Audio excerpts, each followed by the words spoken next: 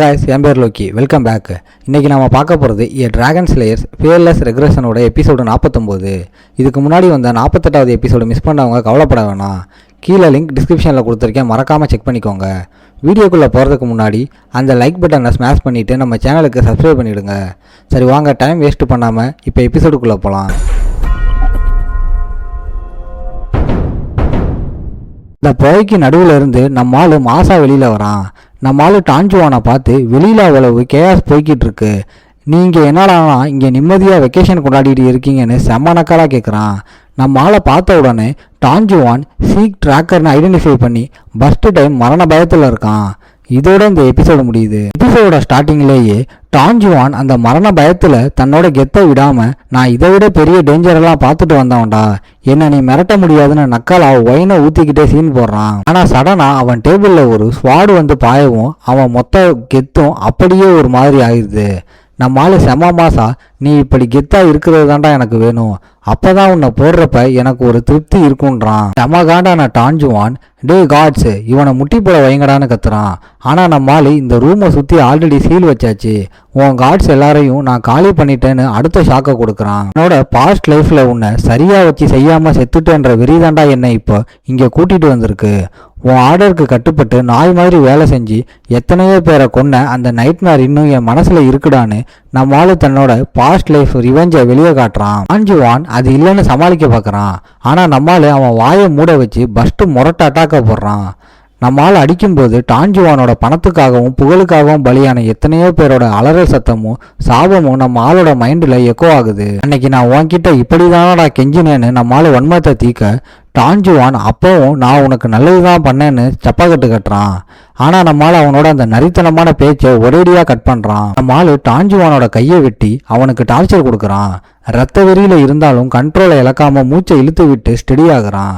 உன்னால செத்தவங்க பட்ட அதே வழியை நீயும் அணுவா அனுபவிச்சு சாகணும்டான்னு ஸ்லோ டெத் ப்ராமிஸ் பண்றான். அடுத்த சீன்ல அந்த ரிவெஞ்சுக்கான ராத்திரி முடிஞ்சு கதை அடுத்த ஸ்டேஜுக்கு மாறுது. அங்க ரத்த கால் தடங்கள் மட்டும்தான் மிஞ்சி இருக்கு. நம்ம ஆளு உடம்புல இருந்த அந்த ரத்தக்கரை படிஞ்ச டிஸ்கைஸை கலட்டி போட்டுட்டு நம்ம ஆளு கீழே இறங்கி வரான். அங்க நம்ம ஆளுக்காக வெயிட் பண்ணிக்கிட்டு இருந்த 2 அலையஸ் வேலையை முடிச்சிட்டியா பாஸ்ன்னு கேட்குறாங்க. நம்மால் அந்த கொலையை பற்றி பெருசாக பேசாமல் சிண்டிகேட் சைடு மேட்டர் எல்லாம் எப்படி போச்சுன்னு பிஸ்னஸ் டாக்குக்கு மாறுறான். எல்லாம் பிளான் பண்ணபடியே நடந்துச்சு, எனிமி எக்ஸிக்யூட்டிவ்ஸ் எல்லாரும் காலி, இந்த பழி நம்ம பக்கம் வராத அளவுக்கு ரூட்டை மாற்றியாச்சுன்னு நம்மால் சொல்கிறான். அப்புறம் டான்ஜுவான் கிட்ட இருந்து சுருட்டின சீக்ரெட் டாக்குமெண்ட்ஸை அவங்க கிட்ட ஒப்படைக்கிறான். இந்த ரெட் ஹேர் ஆளு அந்த பேப்பரை பார்த்துட்டு, இது ரெயின்ஹார்டு மெர்ஜென்ட் குரூப் கான்ட்ராக்ட் ஆச்சு, இது அந்த கில்லை விட ரொம்ப முக்கியமானது பாஸ்ன்னு ஷாக் ஆகுறான். அவனுங்க புதுசாக ஒரு பார்மசூட்டிக்கல் கம்பெனி ஆரம்பிக்க பிளான் பண்ணுற விஷயத்த சொல்கிறான். அவனுங்க சோமாவை ஹை கிரேடு மெடிசனாக மாற்றி மெர்ஜென்ஸ் வழியாக விற்க போகிறாங்க, அதை டிரான்ஸ்போர்ட் பண்ண நம்ம சைடை யூஸ் பண்ண ஸ்கெட்சு போட்டிருக்காங்கன்னு சொல்கிறான். ஆனால் இவ்வளோ பெரிய ப்ரொடக்ஷனை எங்கே வச்சு பண்ணுவானுங்க, மாட்டிக்காமல் எப்படி கடத்துவாங்கன்ற டவுட்டு அவனுங்களுக்கு வருது. நம்ம குஸ்கோ கிங்டத்துக்கு ஹெல்ப் பண்ணிட்டா அங்கே இருந்து இதுக்கான ஃபார்மிங் பர்மிட்டை வாங்கிடலாம்னு நம்மளால சொல்கிறான். மிச்ச பிளானை மனசுக்குள்ளே வச்சுக்கிட்டு பார்ட்னருக்கு எக்ஸ்பிளைன் பண்ணாமல் அடுத்த மேட்டரை பார்க்க ஸ்பீடாக கிளம்புறான். அப்புறம் காட்டுக்குள்ளே ஒத்தையாக நின்று அடுத்த ஸ்ட்ராட்டஜியை பற்றி யோசிக்க ஆரம்பிக்கிறான். மாலு அடுத்த லீடை வச்சு மூவ் பண்ண ரெடி ஆகுறான். அப்போ பிரின்ஸ் கேலஸ் கிட்ட இருந்து ஒரு பர்சனல் சம்மன்ஸ் வருது.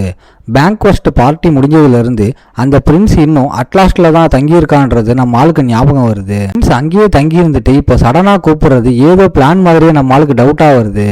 ஏன்னா சென்ட்ரல் கான்டினென்ட்டுக்கு ட்ராவல் பண்ணி போக எப்படியும் சில நாள் ஆகும், ஒருவேளை இவன் லேட்டாக போனால் மற்றவங்களுக்கு டவுட் வந்துடும். வந்தால் அதுக்கும் ரீசெண்டாக நடந்த மெய்கன் கார்டல் அழிவுக்கும் கனெக்ஷன் இருக்கும்னு எம்பையர் டவுட் பட வாய்ப்பு இருக்கு. ஸோ ரிஸ்க் எடுக்காமல் ஒரு செம அலிபியை ரெடி பண்ண பிளான் பண்ணுறான். பாயிண்ட்ஸ் அதிகமானாலும் பரவாயில்லைன்னு 600 பாயிண்ட் செலவு பண்ணி சிஸ்டம் போர்ட்டல் மூலமாக டிரெக்டாக பிரின்ஸ் வெயிட் பண்ணிக்கிட்டு இருக்கிற அட்லாஸ் ஹோட்டலுக்கு டெலிபோர்ட் ஆகுறான். மாலு உள்ளே போனது எல்லாரும் அலர்ட் ஆகுறாங்க. அங்கே பிரின்ஸ் கேலஸ் கூடவே நம்மால் எதிர்பார்க்காத ஏபிள் ட்ராக்கர் இருக்கிறத பார்க்குறான். அவன் இங்கே இருக்கிறதே இந்த மீட்டிங் செம்ம டேஞ்சர்னு காட்டுது. மாலு ரொம்ப ஃபார்மலாக பிரின்ஸுக்கு சல்யூட் அடித்து எதுக்காக பாஸ் என்னை கூப்பிட்டீங்கன்னு கேட்குறான். பிரின்ஸும் ஏதோ பெரிய கிரைசஸ் வர போகிற மாதிரி சீன் போட்டு சீரியஸாக பேச ஆரம்பிக்கிறான். என் கூட உட்காந்து சரக்கடிக்கணும் அதான் மேட்டர்னு பிரின்ஸ் மொக்கையா ட்விஸ்ட்டு தரான். என் கூட இருக்கிறவங்களுக்கெல்லாம் குடிக்கவே தெரியலை, நீ தான் செம்ம ரகடாக குடிப்பான்னு ஞாபகம் வந்துச்சு, அதான் கூப்பிட்டேன்னு அவன் சொல்ல நம்ம ஆள் மைண்டில் நாம அன்னைக்கு அப்படி ஒரு இம்ப்ரெஸை கொடுத்துட்டோமாமான்னு யோசிக்கிறான். இந்த கேப்பில் ஏபல் நம்ம ஆளை சைலண்டாக நோட் பண்ணி ஆல்ரெடி நம்ம ஆளுக்கும் பிரின்ஸுக்கும் நடுவில் நடந்த மீட்டிங்கை பற்றி கெஸ் பண்ணுறான். ஏபல் தனியாக பேசணும்னு நினைக்கிறத நம்மளால சென்ஸ் பண்ணி இவன் ஏதோ பிளான் பண்ணுறான்னு மைண்டில் ஃபிக்ஸ் பண்ணிக்கிறான். பிரின்ஸ் ரொம்ப கம்பல் பண்ணி நம்ம ஆளுக்கு ஒரு ட்ரிங்க்ஸை கொடுக்க நம்மளால் அதை வாங்கி சியர்ஸ் அடித்து குடிக்கிறான். மற்றவனுங்க எல்லாம் குடிச்சிட்டு போதையில் தள்ளாட நம்ம ஆளோட சிஸ்டர் விண்டோவில் உன் ட்ரிங்க்ஸில் பாய்சன் இருக்குது, ஆனால் ஒரு ரெசிடென்ஸ் பவரால் அது நியூட்ரல் ஆகிடுச்சின்னு அலர்ட் வருது. பாய்சன் ஏரியும் தனக்கு ஒன்றுமே ஆகலைன்றதை வெளியே காட்டிக்காமல் நம்ம ஆள் அப்படியே மெயின்டைன் பண்ணுறான். அப்போ ஏபல் நம்ம ஆள் பக்கத்தில் வந்து உன் ட்ரைனிங்கை கெடுத்துட்டோனோ சாரிப்பான்னு சாஃப்டாக பேசி நம்ம ஆள் எதிர்பார்த்த மாதிரியே தனியாக பேச்சுவார்த்தையை ஸ்டார்ட் பண்ணுறான். நம்ம தனியாக உட்காந்து குடிக்கலாம்னு ஏபல் கூப்பிட நம்ம ஆள் ஒயின் கிளாஸ் ரிஃப்ளெக்ஷன் வழியாக அவனையே பார்க்குறான். ஏபல் ஏதோ ஒரு மெகா பிளானை வெளியில் சொல்ல போகிறான்னு நம்ம ஆளுக்கு புரியுது.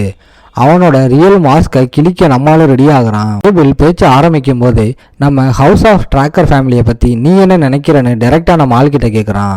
நம்ம ஆள் பதில் சொல்கிறதுக்கு முன்னாடியே நான் ஒரு நாள் இந்த ட்ராக்கர் ஃபேமிலியை வச்சு செய்ய போகிறேன், மொத்தமாக அழிக்க போகிறேன்னு அவனோட ரியல் பிளானை ஓப்பனாக உடைக்கிறான். இதை கேட்டதுமே நம்ம ஆளுக்கு கொஞ்சம் ஷாக் ஆகிடுது. அவன்கிட்டையும் என்ன மாதிரியே அதே பிளட்டு ஃபைட்டு டெத் அப்புறம் வின்னிங்கோட வாசனை அடிக்குது. சீக், நீ வெறும் கௌரவம் பார்க்குற நோபல் கிடையாது, நீ தான் ஒரு உண்மையான டிராகன் ஸ்லேயர்னு ஏபல் நம்ம ஆளுக்கு ஐஸ் வைக்கிறான். நம்ம ஆளுக்கு இந்த பிளட் லைன் கதையை கேட்டு செம்ம கடுப்பானாலும் ஏபல் என்னதான் சொல்ல வரான்னு சைலண்டாக கேட்குறான். ஐயும் இந்த எம்பையரை உள்ளுக்குள்ளே இருந்தே வச்சு செய்யணும்னு தானே இவ்வளவு க்ளோஸாக சுற்றிக்கிட்டு இருக்கேன்னு ஏபல் கேட்க அந்த இடமே செம்ம சீரியஸ் ஆகுது. நம்ம ஆளுக்கும் தன்னை மாதிரி ஒரு லெவல் தானான்றதை கன்ஃபார்ம் பண்ணதான் ஏபல் இந்த அளவுக்கு நோண்டுறான்னு நம்ம ஆளுக்கு புரியுது. கிளாஸ் வெறும் ஒரு சிட்டியை மட்டும் ரூல் பண்ணிக்கிட்டு இருந்தா பத்தாது, பவரோட உச்சத்துக்கே போகணும். அன்னைக்கு ரோமன் எம்பையர் எப்படி உலகத்தையே தன்னோட ரோடு மூலமாக ஒரு சிஸ்டத்துக்குள்ளே கொண்டு வந்தாங்களோ அப்படி தான் நாமளும் பண்ணணும்னு ஏபல் தன்னோட மெகா பிளானை பேசுகிறான். ரோடு, கல்ச்சர், ரிசோர்ஸ்னு எல்லாமே ஒரே சென்டரை நோக்கி வந்தால் பவர் நமக்கு அப்சல்யூட்டாக கிடைக்கும். அந்த ஒரு யூட்டோபியா ஃபியூச்சரை நான் உருவாக்குவேன்னு ஏபல் பேச இவன் ஏதோ ஒரு சாதாரண நோபல் பிளட் லைன் மாதிரி பேசாமல் வேர்ல்டையே ஆள நினைக்கிற ஒரு எம்பீரர் மாதிரி பேசுகிறான்றதை நம்மளால் புரிஞ்சுக்கிறான். ஏபலோட அம்மாவோட ரிலேஷன் ஜீமன் ஃபேமிலியோட பின்னணியை வச்சு நம்ம ஆள் ஒரு கணக்கு போடுறான். இப்போதைக்கு ஏபல் சிம்மன்ஸ்காரனுங்க, அப்புறம் இந்த எம்பையர் எல்லாரும் சேர்ந்து தான் இந்த மெகா பிளானை பின்னாடி இருந்து ஏற்குறாங்கன்னு நம்ம ஆள் ஒரு முடிவுக்கு வரான். இப்போ ஏபல் நாம் 2 பேரும் ஒரே பிளட்டுடான்னு ஐஸ் வச்சு நீ ஏன் கூட வந்துரு, உனக்கு கிடைக்காத பவரே இல்லைன்னு ஆஃபர் மேலே ஆஃபரை போடுறான்.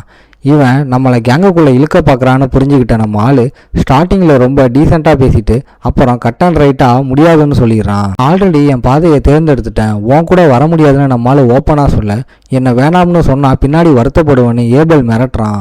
ஆனால் நம்மளால் அதை துளி கூட மதிக்காமல் கெத்தா அங்கேருந்து கிளம்புறான்.